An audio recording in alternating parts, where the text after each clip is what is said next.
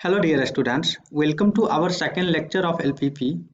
आज की वीडियो में हम लोग ये सीखेंगे कि लीनियर प्रोग्रामिंग का कॉन्सेप्ट क्या होता है और कैसे हम लोग इसकी हेल्प से रियल लाइफ की प्रॉब्लम को बहुत ही आसानी से सॉल्व कर सकते हैं।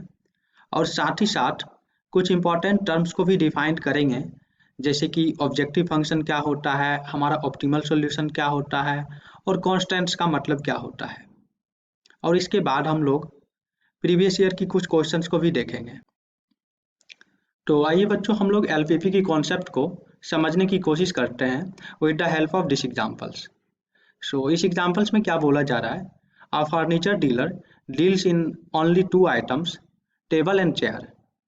ही has 5000 to invest and a space to store at most 60 pieces.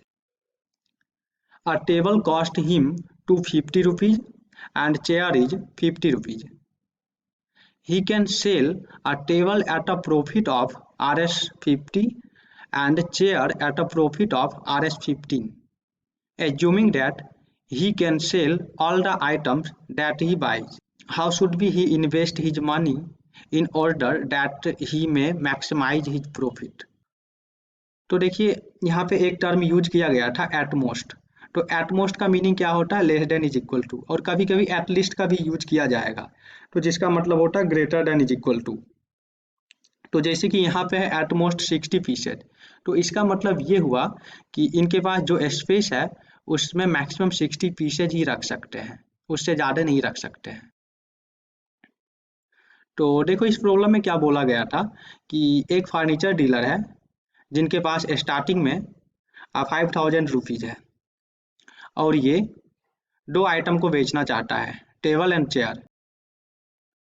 और इस आइटम को रखने के लिए इसके पास जो गोदाम है उसमें सिर्फ 60 चेयर और टेबल ही आ सकते हैं। और यहाँ पे ये भी बताया जा रहा है कि एक टेबल का प्राइस 250 है, जबकि वहीं पे एक चेयर की प्राइस 50 रुपीज़ है। और साथ ही साथ ये भी बताया जा रहा है कि यदि आप एक टेबल को बेचते हैं तो आपको 50 रुपीज़ का बेनिफिट होता है, वहीं यदि आप चेयर को बेचते हैं तो आपको सिर्फ 15 रुपीज़ का बेनिफिट होता है। तो हम लोग को क्या करना है, हम लोग को चेयर और टेबल की एक ऐसी कॉम्बिनेशन क्रिएट करना है, मतलब कुछ चेयर और कुछ टेबल खरीदेंगे जिसमें हमें मैक्सिमम से मैक्सिमम बेनिफिट हो। ठीक है, मान लीजिए कि किसी के माइंड में ये चीज़ आ रहा है कि एक टेबल को बेचने से 50 रुपीज़ का बेनिफिट हो रहा है, तो क्यों ना जो भी हमारे पास अमाउंट है वो सारे अमाउंट से सिर्फ टेबल को खरीदा जाए। तो टोटल हम लोग 20 टेबल को खरीद सकते हैं, बिकॉज एक का प्राइस 250 है, तो 5000 में कितना आ जाएगा, इससे डिवाइड कर दीजिए 250 से, तो 20 टेबल आ जाएंगे।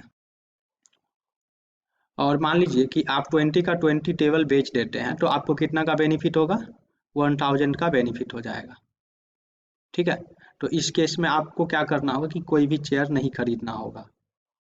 ठीक है, जब नहीं खरीदिएगा तो इन्वेस्टमेंट भी इस पर नहीं करना होगा और कोई बेनिफिट भी नहीं होगा। अब दूसरा कोई ऐसा भी सोच सकता है कि चलो इस बार हम पूरी की पूरी चेयर खरीद लेते हैं और फिर वो चेयर को बेच के देखते हैं कितना का बेनिफिट होता है। तो आपके पास टोटल 5000 है और एक चेयर का प्राइस 50 रुपीज़ है, तो आप टोटल कितना चेयर खरीद सकते हैं, 5000 डिवाइड अपॉन 50 कर दीजिए, आप 100 चेयर खरीद सकते हैं। बट आपके पास जो रखने के लिए स्पेस है उसमें आप 60 चेयर को ही रख सकते हैं, तो इसलिए ये वाली सिचुएशन पॉसिबल ही नहीं होगा। तो फिर कोई बोलता है कि चलो हम लोग 60 खरीद के ही इसको बेचते हैं। तो यदि आप 60 खरीद कर इसे बेचोगे तो इस पे टोटल कितना का इन्वेस्टमेंट आएगा, 3000 का, और आपको बेनिफिट कितना होगा, यहाँ पे आपको बेनिफिट हो जाएगा, कितना का बेनिफिट होगा, एक पे 15 रुपीज़ का बेनिफिट हो रहा है, तो 60 पे आपको 900 का बेनिफिट होगा, जो कि इससे खराब ही डील माना जाएगा, बिकॉज 100 का नुकसान हो रहा है। और दूसरी चीज़, हमारे पास 2000 अमाउंट बच भी रहा है, तो आपको मैक्सिमम बेनिफिट चाहिए, तो जितना भी अमाउंट है सबको इन्वेस्ट करना होगा, इसलिए आप ऐसा नहीं कर सकते हैं, मतलब ये फ्लॉप आइडिया माना जाएगा इसकी कंपैरिजन में। आइए हम लोग कोई और कॉम्बिनेशन सोचते हैं। तो फिर क्या करना होगा, इस बार हम लोग ऐसा सोचते हैं कि कुछ टेबल खरीद लेते हैं और कुछ चेयर खरीद लेते हैं। तो मान लीजिए कि कोई 5 टेबल खरीद लेता है और 55 चेयर खरीद लेता है। तो जब आप 5 टेबल खरीदोगे तो इसका प्राइस कितना हो जाएगा, 250 इंटू 5, ये 1250 हो जाएगा। और 5 चेयर पे कितना का बेनिफिट होगा, एक पे 50 का बेनिफिट है तो 5 पे कितना का बेनिफिट हो जाएगा, 250 का बेनिफिट होगा। ठीक है। और 55 चेयर का प्राइस कितना हो जाएगा, एक का 50 है तो 55 का हो जाएगा 55 इंटू 50, ये कितना का हो जाएगा 2750। और 55 चेयर पे बेनिफिट कितना होगा, एक पे 15 रुपीज़ का बेनिफिट है तो 55 पे उससे मल्टीप्लाई कर दीजिए, तो यहाँ से ये आ जाएगा 825। तो देखो इस केस में हमें कितने का बेनिफिट हो रहा है, 1075 का बेनिफिट हो रहा है, जो कि हमारे पहले वाले दोनों केस से ज़्यादा का बेनिफिट है। तो हमारा ये वाली जो डील है ये दोनों से बेटर डील है, बट हमें मैक्सिमम बेनिफिट चाहिए, तो हम और भी सिचुएशन पे सोच सकते हैं। जैसे मान लीजिए कि कोई चाहता है कि इस बार हम 10 टेबल खरीदें और 50 चेयर खरीदें, तो 10 टेबल का प्राइस कितना हो जाएगा 2500 रुपीज़। और 10 पे बेनिफिट कितना आएगा, एक पे 50 का आ रहा तो 10 पे 500 का बेनिफिट आएगा। और 50 चेयर का प्राइस कितना हो जाएगा 50 इंटू 50, बिकॉज एक चेयर का प्राइस 50 रुपीज़ है, ये भी 2500 आएगा। तो हमारे पास जो टोटल अमाउंट था 5000 रुपीज़, देखो ये पूरे का पूरे यूज हो रहा है इस वाली डील में। और देखो इस पे बेनिफिट कितना हो जाएगा, एक पे 15 रुपीज़ का बेनिफिट है तो 50 पे कितना का हो जाएगा 50 इंटू 15, तो 750 का बेनिफिट होगा। तो इस केस में हमें कितना बेनिफिट हो रहा है, 500 प्लस 750, 1250 बेनिफिट हो रहा है। अब तक की जितनी भी डील थी उसमें सबसे ज़्यादा बेनिफिट हमें इस वाली सिचुएशन पे हो रही है। बट और भी पॉसिबल केसेज हो सकते हैं, किसी का मन होगा ये 45 चेयर खरीदे और 15 टेबल खरीदे, और भी बहुत सारी पॉसिबल केसेज हैं। तो इस तरह से हम लोग यदि इस प्रॉब्लम को सॉल्व करने बैठेंगे तो बहुत ज़्यादा टाइम लग जाएगा, और ये डिसाइड करना भी बहुत मुश्किल होगा कि किस सिचुएशंस में हमें बेस्ट रिजल्ट मिलेगा। बिकॉज यहाँ पे 60 है, मान लीजिए यही नंबर बहुत बड़ा होती, यदि 6000 की बात होता, तो वहाँ पे यदि आप ये वाली मेथड का यूज कीजिएगा तो बहुत ज़्यादा टाइम लग जाएगा और डिसाइड करना भी बहुत मुश्किल होगा। तो इस तरह की प्रॉब्लम को सॉल्व करने के लिए हम लोगों ने एक न्यू कॉन्सेप्ट का यूज करना स्टार्ट किया, जिसको हम लोग एलपीपी बोलते हैं। तो एलपीपी का कॉन्सेप्ट क्या है आइए समझते हैं। इसमें हम लोग क्या करते हैं कि चलो मान लेते हैं कि हम लोगों ने एक्स टेबल खरीदा और वाई चेयर खरीदा, ठीक है। तो एक टेबल का प्राइस 250 है, तो एक्स टेबल का प्राइस कितना हो जाएगा 250 इंटू एक्स। और इसी तरह एक चेयर का प्राइस 15 रुपीज़ है तो वाई चेयर का प्राइस कितना हो जाएगा 15 वाई हो जाएगा। और हमें बेनिफिट कितना आएगा इस, और देखो एक टेबल बेचने से हमें 50 रुपीज़ का बेनिफिट होता है, तो एक्स चेयर बेचने से हमें 50 एक्स का बेनिफिट होगा, और यहाँ पे भी 15 वाई का बेनिफिट होगा। हमारा जो टोटल बेनिफिट होगा ये कितना हो रहा है 50 एक्स प्लस 15 वाई, और मान लो कि इसका नाम हम लोग जेड देते हैं, यही हमारा क्या है मैक्सिमम बेनिफिट है, ऐसा हम लोग एज्यूम कर रहे हैं। तो यहाँ से हम लोग को क्या मिल रहा है z maximum is equal to, ये हमारी मैक्सिमम बेनिफिट होगी। और यहाँ पे कंडीशंस क्या हो जाएगा, देखो जितना भी हम लोग टेबल खरीदेंगे और जितना भी चेयर खरीदेंगे वो दोनों को मिला करके 60 से कम ही होना चाहिए, क्योंकि क्वेश्चंस में क्या बोल रहा है एट मोस्ट 60, तो ये ऐसा हो जाएगा less than is equal to 60। और हमारा दूसरा कंडीशंस क्या हो जाएगा कि जितना भी प्राइस टेबल का होगा और जितना भी प्राइस चेयर का होगा ये दोनों को मिला करके 5000 से ज़्यादा नहीं होनी चाहिए। तो यहाँ से हम लोग को क्या मिल जाएगा 250x प्लस 15y, ये जो होगा less than is equal to 5000 होगा। और एक कंडीशन हम लोग को खुद से एज्यूम करनी होगी कि हमारा जो x होगा और y होगा दोनों greater than is equal to 0 होगा। इसका मतलब ये होगा कि हम लोग कुछ ना कुछ खरीदेंगे और इन्वेस्ट करेंगे तभी तो बेनिफिट होगा, यदि आप कोई जीरो टेबल खरीदता है और जीरो चेयर खरीदता है तो ये कुछ इन्वेस्ट ही नहीं कर रहा है। तो जब तक आप लोग कुछ इन्वेस्ट नहीं करोगे तो बेनिफिट कहाँ से पाओगे। इसलिए यहाँ पे इन्वेस्टमेंट करना होगा। इसलिए हम लोग ये लिखते हैं x ग्रेटर देन जीरो और y ग्रेटर देन जीरो। तो देखो हमारे पास जो प्रॉब्लम था उस प्रॉब्लम को एलपीपी का यूज करके हम लोगों ने इस फॉर्म में रिड्यूस कर लिया। तो अब क्या करना है, बेसिकली ये लीनियर इनइक्वालिटी का प्रॉब्लम हो गया जिसको सॉल्व करने के लिए मैंने अपनी फर्स्ट वीडियो में बताया था। यदि आप नहीं देखे हैं तो आई बटन पे लिंक आ रही है, उस पर क्लिक करके आप देख सकते हो। और इसको अब हम लोग सिंपली सॉल्व कर लेंगे। तो सॉल्व करेंगे तो वहाँ से हमें बेस्ट रिजल्ट मिल जाएगी और वही वो रिजल्ट होगी जिस पे इसका मैक्सिमम बेनिफिट होगा। तो यहाँ पे कुछ इंपॉर्टेंट पॉइंट्स है जो आप लोग को नोट करनी चाहिए। तो हमारा सबसे पहला पॉइंट है ऑब्जेक्टिव फंक्शन। तो ऑब्जेक्टिव फंक्शन क्या होता है, जैसे कि हम लोग ये वाली प्रॉब्लम्स को सॉल्व कर रहे थे तो यहाँ पे हमारा मेन ऑब्जेक्टिव क्या था, प्रॉफिट को मैक्सिमाइज करना, कि ऐसा कौन सा सिचुएशन जनरेट करे, मतलब टेबल और चेयर की कॉम्बिनेशन को क्रिएट करके ताकि हमें मैक्सिमम बेनिफिट हो। यहाँ पे ऑब्जेक्टिव फंक्शन ये हो जाएगा जेड मैक्सिमम।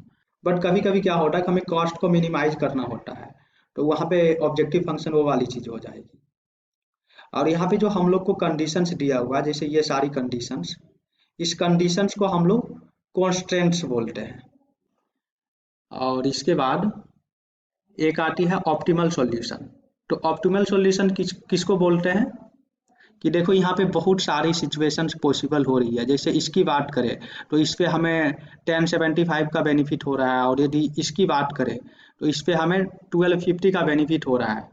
तो हम लोग को वैसा कॉम्बिनेशन को देखना होगा जिस पे सबसे ज़्यादा का बेनिफिट हो। तो जिस पे सबसे ज़्यादा का बेनिफिट होगा वही हमारा ऑप्टिमल सॉल्यूशन हो जाएगा। तो मैं ये मान सकता हूँ कि अब एलपीपी का कॉन्सेप्ट आपको अच्छे से समझ में आ गया होगा और एलपीपी की कॉन्सेप्ट का क्यों यूज करते हैं ये भी आपको पता चल गया होगा। क्योंकि इस तरह की प्रॉब्लम को आप जनरल कॉन्सेप्ट से सॉल्व करोगे तो बहुत ज़्यादा टाइम लग जाएगा और कभी कभी सॉल्व भी नहीं हो पाएगी। इसलिए इस तरह की प्रॉब्लम को सॉल्व करने के लिए हम लोग एलपीपी की कॉन्सेप्ट का यूज करते हैं और इस प्रॉब्लम को हम लोग ऑप्टिमाइजेशन प्रॉब्लम भी बोलते हैं। तो इतना कुछ पढ़ने के बाद आप लोग को इसका मीनिंग तो अच्छे से क्लियर हो ही गया होगा कि एलपीपी का मतलब क्या होता है। L means linear. लीनियर हम लोग क्यों यूज कर रहे हैं, देखो यहाँ पे जो वेरिएबल है इसका डिग्री 1 है। और एक चीज याद रखना, इस वेरिएबल को हम लोग डिसीजन वेरिएबल बोलते हैं, इसलिए इसको हम लोग लीनियर बोलते हैं। और पी फॉर प्रोग्रामिंग। तो प्रोग्रामिंग का मतलब क्या होता है कि हमारे पास जो भी रिसोर्स और मटेरियल अवेलेबल है उसका इफेक्टिव यूटिलाइजेशन, मतलब सही से जितना ज़्यादा अच्छे से हम लोग यूज करेंगे अवेलेबल रिसोर्स एंड मटेरियल्स का तो हमें उतना ज़्यादा से ज़्यादा बेनिफिट होगा। तो बेसिकली हम लोग को एक अच्छा सा प्लानिंग करना होता है। जैसे कि यहाँ पे हमने ये वाली प्लानिंग की तो इस पे इतना का बेनिफिट हुआ, फिर यहाँ पे हम लोग ये वाली प्लानिंग किए हैं तो इस पे सबसे ज़्यादा का बेनिफिट होगा। तो प्रोग्रामिंग का मतलब ये होता कि एक अच्छा सा प्लान करना। और प्रॉब्लम इसलिए बोलते हैं कि ये जो रियल लाइफ की प्रॉब्लम है इसको हम लोग इस टेक्निक का यूज करके सॉल्व करते हैं जिसको ऑप्टिमाइजेशन टेक्निक बोलते हैं। और आइए अब हम लोग कुछ और भी इम्पोर्टेंट बातें करते हैं, जैसे कि ऑप्टिमल वैल्यू क्या होता है। तो ऑब्जेक्टिव फंक्शन क्या होता है ये तो क्लियर हो ही गया है। तो ऑब्जेक्टिव फंक्शन की हेल्प से जो वैल्यू आती है मैक्सिमम या मिनिमम, उसी को हम लोग ऑप्टिमल वैल्यू बोलते हैं।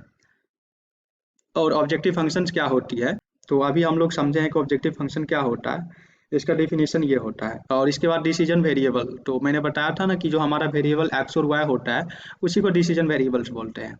और तीसरा हमारा कॉन्स्टेंट्स होता है। तो कॉन्स्टेंट्स क्या होता है, ये सारी जो कंडीशंस है, जैसे कि ये वाली कंडीशन देख लो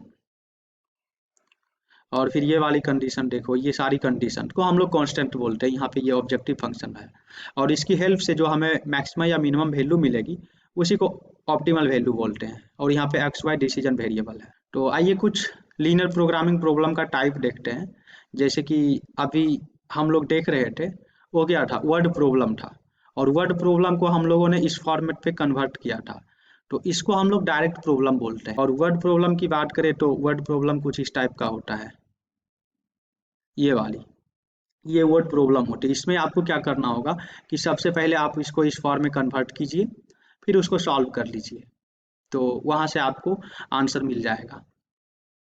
और वर्ड प्रॉब्लम 3-4 टाइप का होता है, जैसे कि सबसे पहले एग्जांपल्स की बात करें तो वो कमर्शियल प्रॉब्लम था, और भी टाइप्स होती है manufacturing problem, diet problem, transportation problem.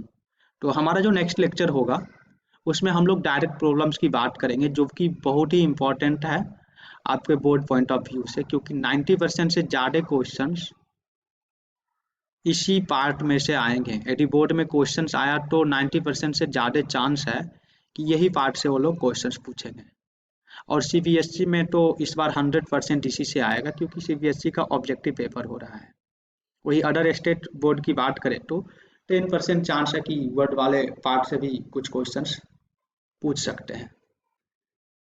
तो हमारा जो नेक्स्ट वीडियो होगा उसमें हम लोग ये सीखेंगे कि जब हमें डायरेक्ट प्रॉब्लम दी हुई रहेगी तो उसको हम लोग कैसे सॉल्व कर सकते हैं। तो आज की वीडियो में बस इतना ही। चलिए मिलते हैं नेक्स्ट लेक्चर में।